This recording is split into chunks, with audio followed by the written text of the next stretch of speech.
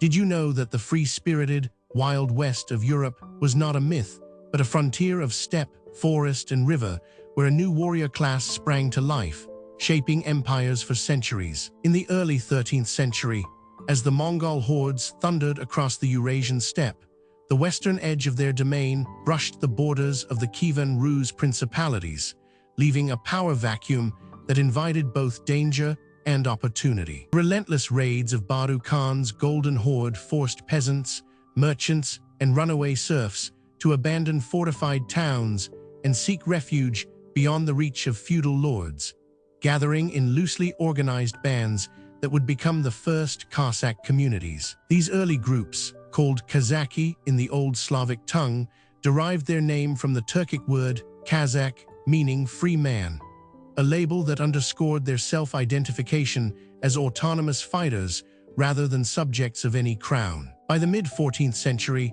the southern frontiers of the Polish Lithuanian Commonwealth and the Muscovite lands were riddled with river crossings, marshes, and dense forests, terrain that favored mobile cavalry and guerrilla tactics. Dnieper, Don, and Volga rivers acted as natural highways for trade and war, and the Cossacks learned to navigate them with unparalleled skill, using shallow draft boats called chaikas to launch surprise attacks on Ottoman and Tatar fleets. In 1480, the decisive standoff at the Ugra River, where the Muscovite Prince Ivan Roman III halted the advance of Akhmat Khan, demonstrated the strategic importance of these waterways and foreshadowed the Cossacks' role as a buffer between the expanding Muscovite state and the Crimean Khanate. The Muscovy government, recognizing the value of these frontier fighters, began issuing charters of freedom that granted land and tax exemptions to groups willing to defend the borders,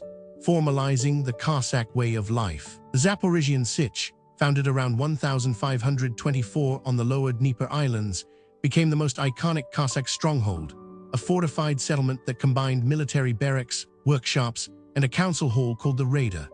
Its name, meaning beyond the rapids, reflected the Cossacks' self-imposed exile from the control of any noble, and its population swelled to nearly 30,000 by the late 16th century, including Ukrainians, Russians, Poles, and even Tatars who had converted to Christianity. The Sich operated on a democratic principle.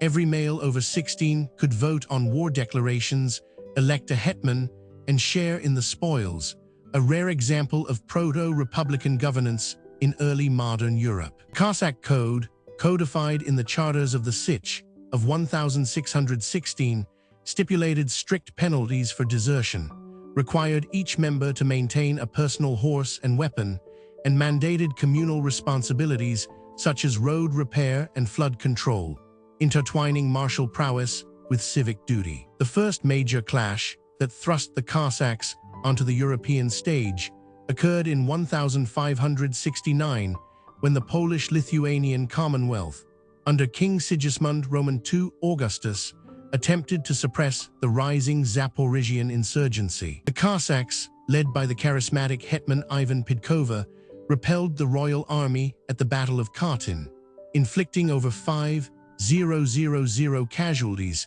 while losing only a fraction of their own forces. Their victory forced the Commonwealth to negotiate, resulting in the Treaty of Zaporozhian Accord, which granted the Cossacks limited autonomy in exchange for a token annual tribute of grain and furs. This treaty exemplified the delicate balance of power.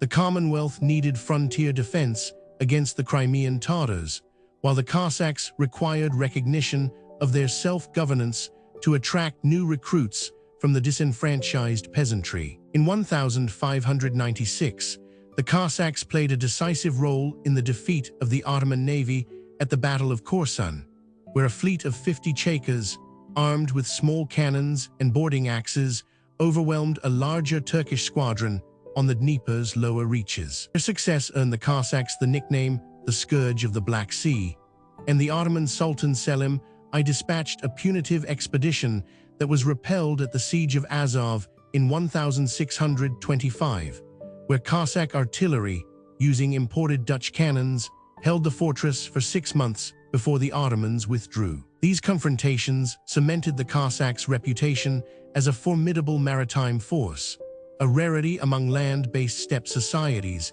and attracted mercenaries from the Holy Roman Empire and the Dutch Republic who sought employment in the lucrative slave and spice trades flowing through the Black Sea ports. The rise of the Muscovite Tsardom under Ivan Roman IV, the Terrible, in the 1550 intensified the strategic importance of the Cossacks. Ivan's Oprichnina policy, which confiscated noble lands and centralized power, left many boyars dispossessed and eager to join the frontier bands. In 1552, a contingent of 500 Cossacks under the command of Prince Andrei Kurbsky joined the Muscovite campaign that captured Kazan, providing crucial cavalry support that broke the Tatar defensive line. Their participation earned them the title Moscow's Guardians, and the Tsar issued the Cossack privilege of 1556, which granted them the right to elect their own hetman, to bear the Muscovite coat of arms, and to receive a yearly allotment of 200,000 rubles in silver for maintaining border forts along the Don and Volga. This formal alliance turned the Cossacks into a semi-official arm of the Russian state, while preserving their distinct legal status that exempted them from serfdom and taxation. The 17th century saw the Cossacks become a crucible of religious and cultural syncretism. By 1620, the Zaporozhian Sich housed an estimated 12,000 Orthodox priests, 4,000 Greek Catholics, and a small but growing number of Protestant dissenters, all of whom contributed to a vibrant printing culture that produced pamphlets in Church Slavonic, Polish, and Turkish. The Cossack press disseminated news of the 30 Years' War, the Dutch Revolt, and the burgeoning scientific discoveries of Galileo,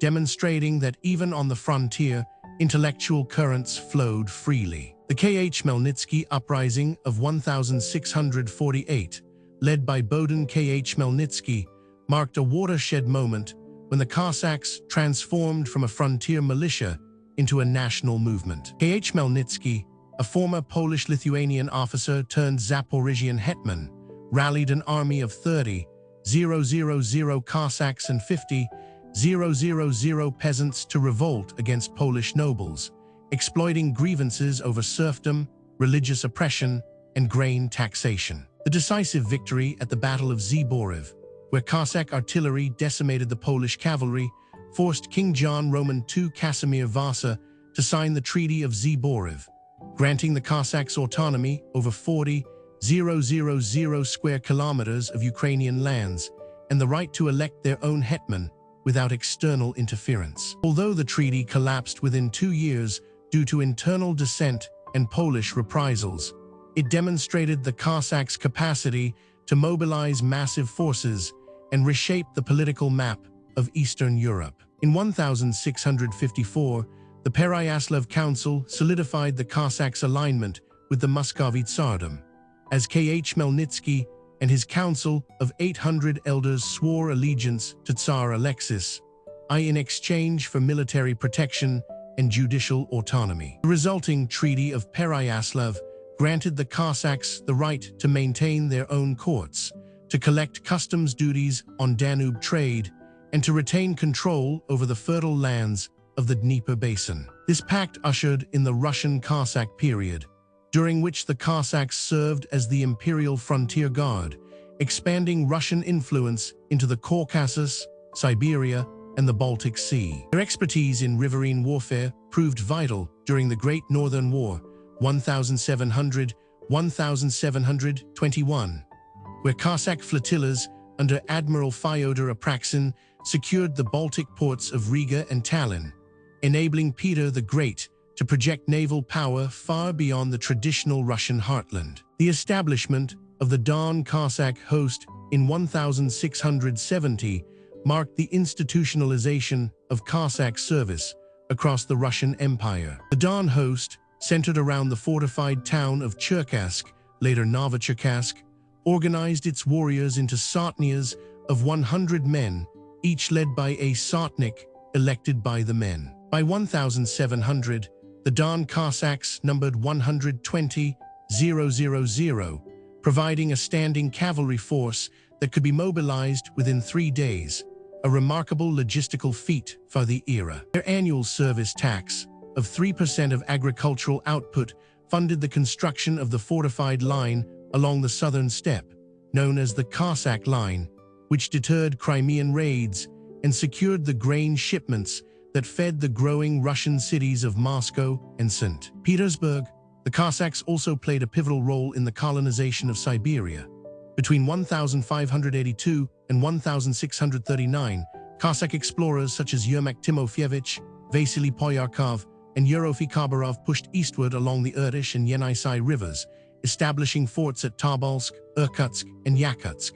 Yermak's 1582 campaign against the Siberian Khanate, supported by a modest fleet of 540 men and 30 cannons, resulted in the capture of the capital Kashlik, opening the floodgates for Russian fur traders and creating a lucrative monopoly on sable pelts that financed the empire's expansion.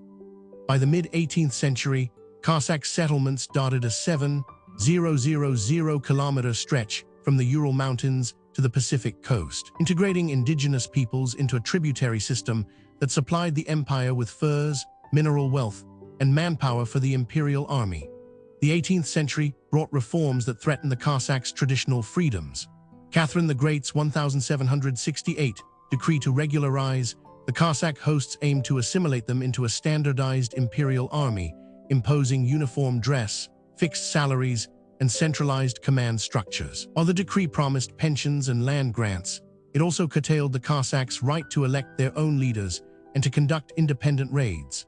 The resulting Cuban Revolt of 1774, led by the Don Cossack ataman Yakov Koshchev, saw 15,000 Cossacks clash with imperial troops at the Battle of Taman, where they were defeated after a 3-day siege that resulted in the destruction of the historic Cuban fortress. The suppression of the revolt marked the end of the Cossacks' semi-autonomous status, integrating them fully into the Russian military hierarchy while preserving some cultural privileges, such as exemption from conscripted serf labor. Despite these constraints, the Cossacks remained a key element in Russia's wars of the 19th century. During the Napoleonic Wars, the Russian Cossack regiments distinguished themselves at the Battle of Borodino in 1812, where their light cavalry executed flanking maneuvers that disrupted the French left wing, causing casualties estimated at 2,000 while suffering minimal losses themselves. Their reputation for swift, relentless pursuit earned them the moniker, the Horsemen of the Tsar, and Napoleon's own memoirs noted the terror they inspired among his troops. In the Crimean War, 1853-1856, Cossack units under General Pavel Nakhimov defended Sevastopol's walls, employing innovative rifle tactics that delayed the British-French siege for over a year, buying time for Russian naval reinforcements to break the blockade. The Cossack legacy extended beyond the battlefield into the cultural imagination of Europe. Russian literature of the 19th century, from Tolstoy's War and Peace to Pushkin's The Captain's Daughter, portrayed Cossacks as embodiments of freedom, loyalty, and raw vigor, shaping Western perceptions of the wild frontier. Their distinctive dress, wide-brimmed hats, embroidered shirts, and the iconic Cherkesska coat became symbols of a romanticized, untamed Europe, inspiring painters like Ilya Repin to capture the drama of Cossack charges on canvas. Even the French military adopted the term Cossacks for elite light cavalry units, reflecting the cross-cultural influence of the Cossack model of mobile warfare. The 20th century saw the dissolution of the traditional Cossack way of life under Soviet policies. The Bolshevik decree of 1919, which labeled Cossacks as class enemies, led to the decossacization campaign that resulted in the execution of an estimated 200,000 Cossacks, the confiscation of their lands, and the forced relocation of entire villages to Siberian labor camps. Yet the Cossack identity persisted in the diaspora, as emigrants formed Cossack societies in Paris, New York, and Buenos Aires, preserving folk songs, dance, and the ancient Hopak martial art. During World War II, some Cossack units, such as the 1st Cossack Cavalry Corps, fought alongside German forces on the Eastern Front, motivated by hopes of regaining autonomy a decision that left a contested legacy of collaboration and resistance. In post-Soviet Russia, the Cossack revival of the 1990s re-established the Cossack hosts as cultural and paramilitary organizations, sanctioned by the state to perform border patrols, firefighting, and ceremonial duties. By 2005, Russian Federation recognized 11 official Cossack hosts, each with its own hierarchy, uniform, and training center, collectively numbering over 500,000 volunteers. Their modern role includes participation in the 2008 Russo-Georgian War, where Cossack detachments provided reconnaissance and logistical support, echoing their historic function as frontier guardians. The revival also sparked debates over historical memory, as scholars examine the balance between honoring Cossack heritage and confronting their involvement in repression and colonization. The story of the Cossacks, from their emergence amid the chaos of Mongol invasions to their integration into modern nation-states, illustrates how a frontier society can transform geopolitical landscapes, forge unique identities, and leave an indelible imprint on history.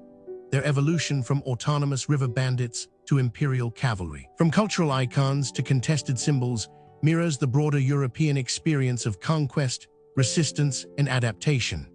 As the last echo of steppe whistles across the Dnieper and the Don, the Cossack legacy reminds us that the Wild West of Europe was not merely a backdrop for drama, but a crucible where freedom, warfare, and cultural synthesis forged a people whose influence still rides the winds of history.